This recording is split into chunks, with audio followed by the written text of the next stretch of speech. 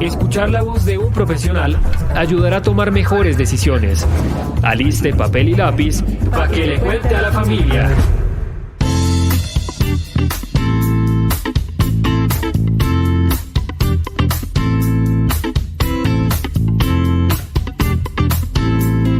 Y hoy, familias, para que le cuente a la familia, tenemos con nosotros a un invitado muy especial. Se trata de Julián Coecha. Él es profesional y magíster en psicología con experiencia en psicología clínica infantil. Es docente de la Escuela de Estudios en Psicología, Talento Humano y Sociedad de la sede Medellín del Politécnico Gran Colombiano y es coordinador de prácticas profesionales del programa de psicología. En su labor docente también lidera las asignaturas de procesos psicológicos básicos, fundamentos de psicología, teorías y sistemas y psicometría. Y para nosotros es un honor tenerlo hoy aquí en Un País, Muchas Familias. Julián, bienvenido, ¿cómo estás? Buenas noches, Sara. Muchísimas gracias por la invitación, por hacernos parte de este espacio de la academia para compartir con ustedes. Muchas gracias a ustedes por aceptar, a ti por aceptar, Julián.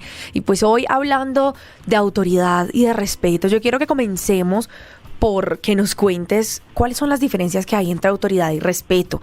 ¿Están vinculadas? ¿Son opuestas? ¿Puede haber una sin haber la otra? ¿Qué nos encontramos allí? Excelente. Bueno, las diferencias que podemos encontrar entre lo que es autoridad y lo que es respeto es que el respeto es aquel elemento que se debe tener hacia todo ser humano, ¿cierto? Yo debo respetar a las personas en cuanto a los límites que no debo transgredir de un otro, ¿cierto? Respeto a todas las personas. La autoridad es una diferencia de roles entre dos personas, dos sujetos. Por ejemplo, la autoridad que tiene un papá sobre un hijo. El hijo respeta a todos, respeta a su hermano, pero su hermano no representa autoridad. Su papá, por su diferencia de rol, sí representa una autoridad que a través de ella va a permear, va a influir o va a, digámoslo así, orientar o sesgar a un hijo en función de lo que esa autoridad transmita. Muy bien, bueno. La autoridad, entonces, ya sabemos que no necesariamente va ligada con el respeto, en ese sentido que nos dices, pero siempre que hay una figura de autoridad, ¿respetamos esa figura de autoridad o puede que no haya un respeto de por medio? Muy buena pregunta. Puede que no haya respeto de por medio. ¿Por qué? Precisamente el respeto a la autoridad se debe construir y generalmente cuando vemos una persona en nuestro entorno, que como salen las noticias, alguien que no respeta a un agente de tránsito, alguien que no respeta a un policía, es alguien que no respeta la autoridad. Diría, pero si la autoridad debe ser respetada, no, porque no todas las personas tienen introyectado en su mente que una figura de autoridad requiere o exige respeto, posiblemente por las experiencias infantiles que haya tenido frente a sus figuras de autoridad. Muy bien, ¿cómo se genera la autoridad? ¿Y cómo entendemos nosotros que alguien es una figura de autoridad? Porque si bien digamos que hay roles que deberían venir con la autoridad de manera implícita, no sé, el ser papá, el ser mamá, el ser profe, el ser un agente de la policía, lo que acabas de mencionar, pero ¿cómo podemos nosotros pues ganarnos esa figura de autoridad que muchas veces nos damos cuenta? Hace no muchos días estábamos hablando y estábamos teniendo un especial en Exploremos sobre, digamos, el respeto hacia los profes, y a veces los profes, aunque son una figura de autoridad, no tienen autoridad. Entonces, ¿qué sucede ahí? ¿Cuáles son los factores para que nosotros como seres humanos entendamos y respetemos la autoridad? Pues por un lado, sí, si empezamos como en esa infancia, una figura de autoridad, ¿sí?, va a representar una persona a la que respetar en función de cómo yo como niño haya vivido la experiencia frente a la autoridad. Por ejemplo, si el rol paterno supone un rol de autoridad, como decimos, uno debería entender que los papás son autoridad y respetarlos, pero en esa dinámica con mi papá sobre mí ejercía una autoridad a través de las faltas de respeto, ¿sí? Es decir, no me respetaba. Entonces la autoridad era muy autocrática, era muy dictatorial, me mandaba a hacer las cosas, me obligaba a hacer las cosas, me sentía incluso yo vulnerado cuando me obligaba a hacer las cosas. Es entonces cuando se construye dentro de mí una resistencia a la autoridad. Crezco entonces, me encuentro con una figura de autoridad y dentro de mí la autoridad no representa algo o alguien que yo quiera respetar y quiera seguir y quiera ser instruido por esa autoridad, sino, venga, la autoridad no es tan buena, ¿cierto? Porque cuando alguien ha tenido un rol de autoridad sobre mí, me he sentido amenazado. Y es ahí donde decimos, es inexplicable que un estudiante no respete a un profesor que supone autoridad. ¿Sí? ¿Cuál fue la experiencia con la autoridad que tuvo ese estudiante cuando era un poco más pequeño? Porque no es que el docente se tenga que ganar la autoridad, es que el estudiante ya debe traer, como tú decías, implícito que los roles de autoridad se deben respetar. Entonces ahí hay que hacer un trabajo mucho más profundo, y es porque el niño tiene una resistencia a respetar la autoridad, porque tiene esa forma de vincularse con la autoridad y demás, ¿cierto? Entonces, por un lado, la experiencia infantil. Por otro lado, hoy en día, por ejemplo, se busca que en las organizaciones las personas que adoptan un cargo superior, que es decir, que van a tener un equipo a cargo, sí, superior en términos de nivel jerárquico, que no sean vistos como jefes, sino como líderes, y entonces desde ese liderazgo tengan una autoridad sobre el equipo. Pero ahí muchas veces lo que sucede también en esa contravía es que la persona que posicionan como encargado de un equipo, que buscan que sea un líder, en su cabeza es lo que tiene es la idea de ser un jefe. Y llega no a liderar, sino a mandar. Entonces la autoridad es impuesta, no es construida. Entonces la gente no le hace caso porque lo quiera seguir como líder, porque respeta su autoridad y el rol en el que está. La gente le hace caso porque es el que manda, y es que quien a la final pues me pusieron como jefe y me toca hacer lo que diga. Entonces, ¿cómo ganarse esa autoridad? Requiere entonces, ya en la edad adulta, empezar a revisar unos temas de liderazgo. ¿Qué es lo que aquel papá tuvo que haber aprendido antes de, envolverse en el rol paterno? ¿Cómo debo ser un líder yo? Para que la persona que esté a mi cargo, mi hijo o en la empresa, un empleado, me vea como alguien a quien seguir, y que lo que yo diga la persona lo respete, y que entonces cuando yo diga que debemos hacer algo, esas palabras y tengan una autoridad suficiente, que el otro las quiera hacer porque se implica conmigo, no porque yo lo obligo. Es la diferencia ahí entonces que encontramos como un niño hace lo que el papá le pide, no porque lo mande, sino porque es mi papá y su autoridad es para mí respetable. En una empresa pasa lo mismo. Hago lo que el jefe me dice, no porque me mande y sea mi jefe, porque es una persona que yo admiro de alguna manera. Bueno, esto está bien interesante porque además hablas de ese primer, digamos, encuentro y ese primer contacto que tienen los niños con la autoridad, que son sus padres, sus madres, sus cuidadores incluso, y cómo podemos entonces nosotros establecer y tener, digamos, esos roles de líder que ve, pues más allá de la autoridad per se, sea pues algo positivo para esa relación que tienen los niños y niñas con la autoridad. ¿Qué podemos hacer nosotros como adultos, como padres, como madres, como cuidadores para poder establecer bien esas relaciones? Excelente. ¿Qué deberíamos hacer como papás? ¿Dónde deberíamos posicionarnos? Número uno, lo primero y más importante para poder construir ese rol de autoridad, ¿sí?, para un hijo que está ahí recibiendo todo. Lo primero y más importante es hacer un ejercicio de autoevaluación. Es decir, antes de yo llegar a imponer cualquier cosa, yo primero tengo que reflexionar sobre mi propio comportamiento, cómo me comunico, cuáles son las ideas que yo quiero transmitir. Es decir, si yo me reviso y a la larga veo que soy una persona que lo único que quiere es exigir, imponer y que se haga lo que él quiere, la autoridad que va a ejercer no va a ser una autoridad que el otro respete porque se sienta respetado.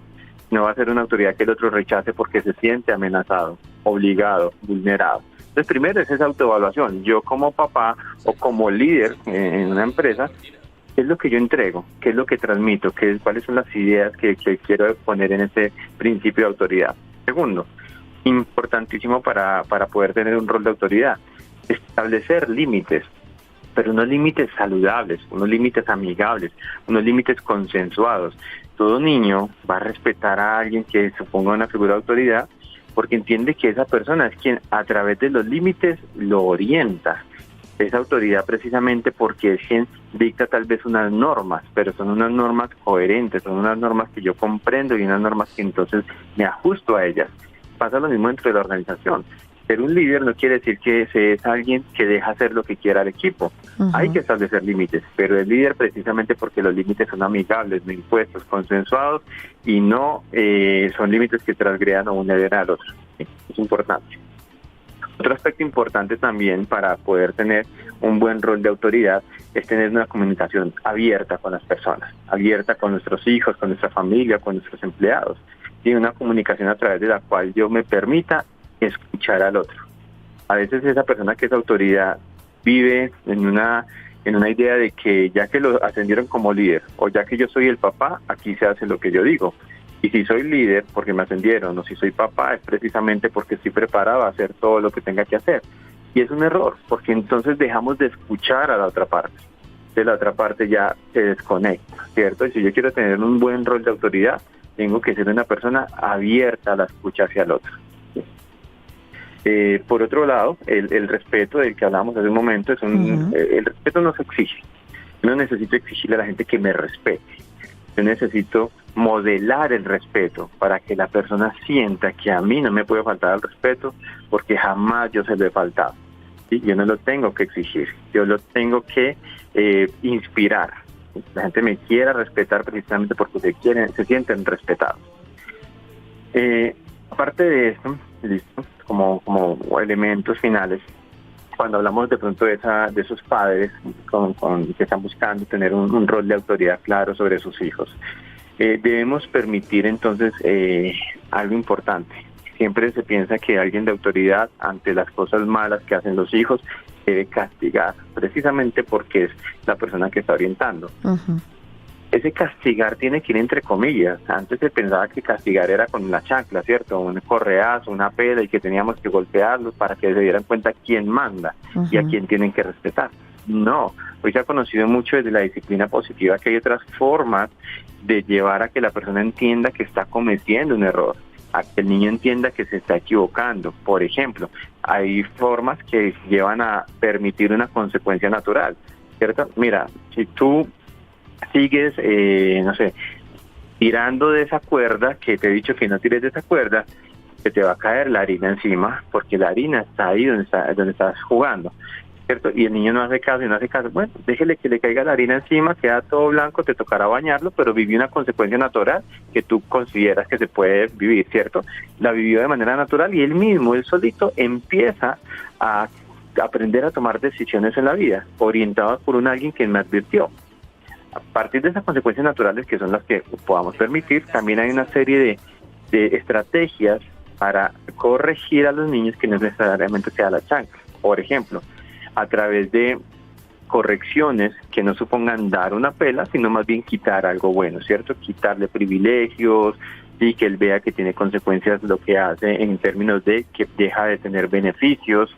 Obviamente, como decíamos hace un momento, el modelado positivo de la conducta. Yo no le puedo decir a mi hijo que no haga algo que yo hago. No digas palabras feas cuando me escucha decirlas a mí. Entonces tiene que haber una congruencia. Y por último, importantísimo, en las figuras de autoridad respetables, tanto líderes como padres, reforzar las conductas positivas. A veces nos olvidamos de reconocer en el otro lo que hace bien. Y si el niño trae una buena nota del colegio, todo contento, papá, mire, saqué un 5, el papá contesta, es que eso es su deber. Yo no le voy a aplaudir que saque un 5, es su deber, usted tiene que estudiar, ¿cómo así que le va a aplaudir un 5? Pero vaya y traiga un 1, ahí sí entonces le caigo con todo el peso. No, hay que reforzar también lo bueno. Y pasa lo mismo en la organización. Hace alguien un buen trabajo y el jefe dice, ¿qué pasó? Le pago, ¿cómo así? Le voy a aplaudir que hizo el trabajo. Ven, lo hizo bien. Reconoce lo que lo hizo bien, es su trabajo, claro que sí, pero como ser humano, cuando se siente reconocido por un otro, ese quien reconoce termina ganándose el respeto, porque la persona identifica que me ve, me valora, me respeta y por tanto eso es de admirar. Entonces son elementos que hay que tener en cuenta. Me encanta, me parece muy importante esto que estamos escuchando, familias, y me parece sumamente importante este tema también de la disciplina positiva. Y pues una de esas cosas que hablábamos al inicio, Julián, está relacionada con cómo nosotros los adultos de pronto nos relacionamos con la autoridad en nuestra infancia y entonces tal vez no tenemos tan buena relación ahora con esa misma autoridad. Entonces ya en un momentito vamos a estar hablando sobre precisamente cómo como adultos podemos mejorar nuestra relación con la autoridad, pero antes vamos a hacer una pequeña pausa y ya regresaremos con muchísimo más aquí en Un País, Muchas Familias.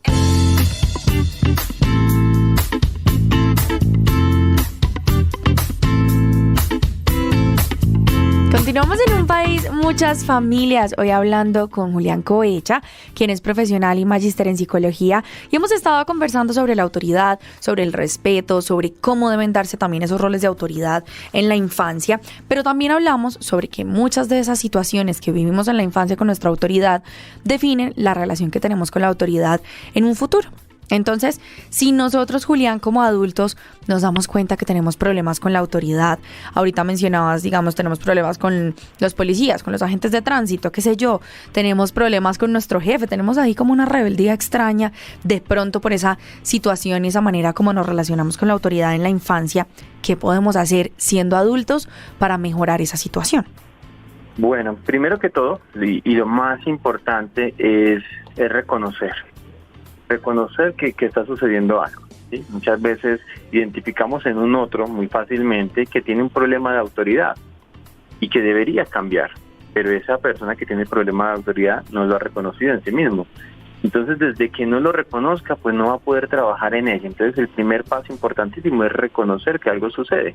Uh-huh. Es de ahí donde entonces muchas veces lo que se lleva son campañas de sensibilización, es decir, campañas donde se empieza a socializar, por ejemplo, en un colegio, la importancia de lo que son los roles, ¿cierto? Los roles de autoridad, lo que de pronto supone un rol de autoridad, el respeto que debo tener, ¿cierto? Identificar cuáles son las consecuencias de no respetar a la autoridad, para que tal vez alguna de las personas que escuchen estas campañas de sensibilización diga, yo creo que a mí me pasa eso que están diciendo ahí, yo creo que yo soy una de esas personas que me puede ir mal en la vida por no respetar la autoridad, porque hoy es un docente, pero el día de mañana es un jefe, ¿cierto? Uh-huh. Por decir algo. Entonces, lo primero es reconocerlo y generalmente son campañas de sensibilización para que la población, a través, por ejemplo, de espacios como este que estamos tocando el día de hoy, puedan reconocer que tienen algo, ¿cierto? Que tienen algo que trabajar, número uno.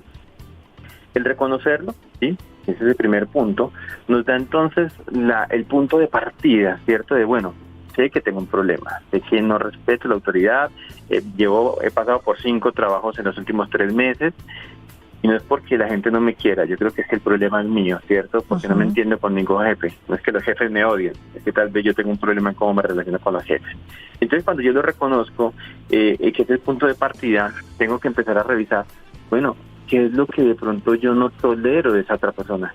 ¿Qué es lo que de pronto daña la relación? ¿Qué es lo que de pronto no permite que se establezca un vínculo adecuado con la figura de autoridad?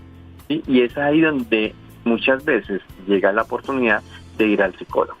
Uh-huh. ¿Sí? Porque entonces, tal vez estoy identificando que me pasa con los jefes lo mismo que me pasaba con mi papá. En cuanto siento que me mandan a hacer algo, me pasa lo que me pasaba con mi papá.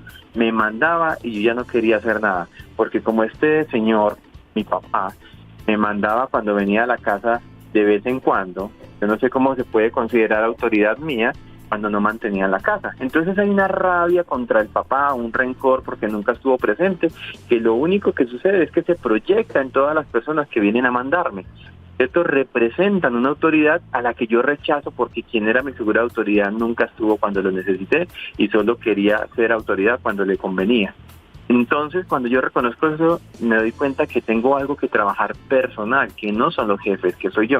Y es ahí donde surge la oportunidad de ir a un psicólogo para decir, siento que mi vida está atravesada por problemas que no tienen nada que ver con mi presente, ¿cierto? No son los jefes, soy yo. ¿Qué hago con esto que estoy viviendo? Entonces ya ahí en el psicólogo es donde uno empieza como a trabajar y a sanar esas relaciones personales que en la infancia tal vez tuvieron que tener un significado distinto hacia papá, ¿cierto? Entonces, cuando yo empiezo a hacer este trabajo, que es un trabajo de pronto no muy rápido, no muy inmediato, pero inicio el camino, ya la persona no necesariamente es que de un momento a otro va a cambiar, pero en el momento que lo reconoce y quiere hacerse cargo de ello, ya entonces va a rechazar el mismo comportamiento que estaba teniendo. Tal vez ya no ama la autoridad de un día para otro, pero mínimamente ya no se enfrenta a ella, uh-huh, porque sabe que no tiene nada que ver con el jefe, tiene que ver con lo que yo tengo que trabajar en mí. Una reflexión sumamente importante, familias, que También otra de las cosas que nos mencionó Julián, no podemos pedirle a nuestros peques que hagan cierta cosa si nos ven hacer lo contrario todo el tiempo. Esto también tiene mucho que ver y seguramente va a ser muy positivo para este tema de la autoridad y del respeto con ellos. Así que pues Julián, muchísimas gracias por acompañarnos hoy, gracias por dejarnos todas estas herramientas y este tema para pensar, para reflexionarnos y darnos cuenta cómo estamos en ese tema, y esperamos que tengas un resto de noche muy bonito. Muchísimas gracias a ustedes por la invitación, totalmente agradado con el espacio y bueno, en cualquier otro momento que podamos compartir, aquí estaremos. Bienvenido siempre y muchas gracias, Julián. Y por ahora nosotros, familias, vamos a hacer una pequeña pausa, pero ya regresaremos con muchísimo más aquí en Un País, Muchas Familias. Identidad y diversidad. Un país, muchas familias.